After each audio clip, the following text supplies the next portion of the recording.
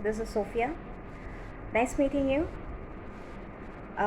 It is a small information that IMF has declared 170 countries to be going to the default list just before 15 days of starting of the Russian-Ukraine war.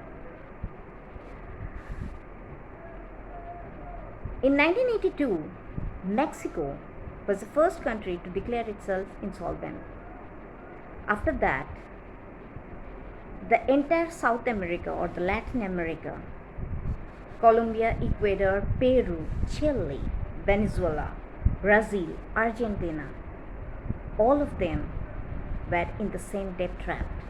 They were in the same ripple effect. They were unable to pay their loan. There was crisis of food, crisis of energy. The petrol price has moved up. Same we can see in Sri Lanka. As for IMF, Colombo is just the beginning of the domino effect. That means there will be other lot of countries which are going to fall in this trap.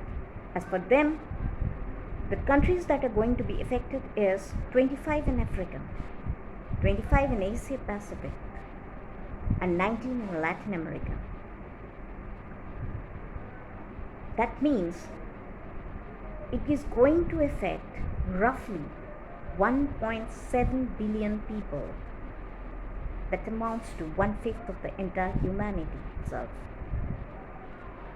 Even now we can see that the migration problem in the Mexico-US border, you can see that the children are not being followed by the parents, but they were pushed to the boundaries.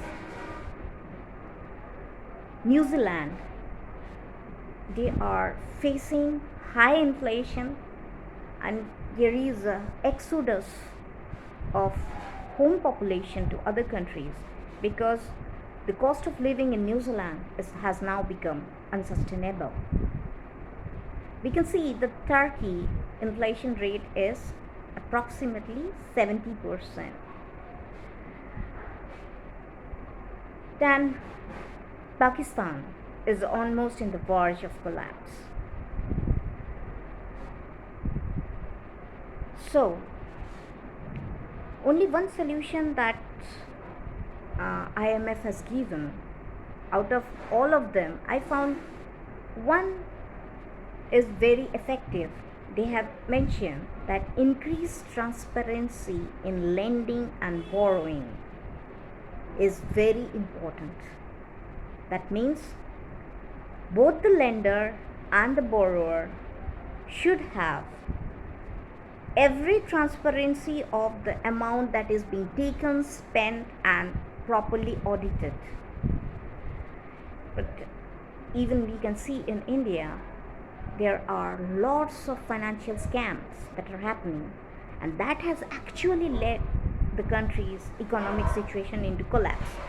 You will hear that demonetization has caused it, and something like PSU are being sold out. That's why this kind of things are happening. But to be very honest, the primary reason for India is that the money that was circulating in the economy has moved out. There has been less transparency in India.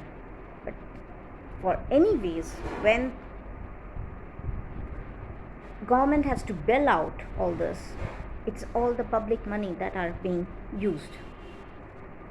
So as for even IMF also, they have made this point very clear: increase transparency in borrowing. That's all. Have a good day.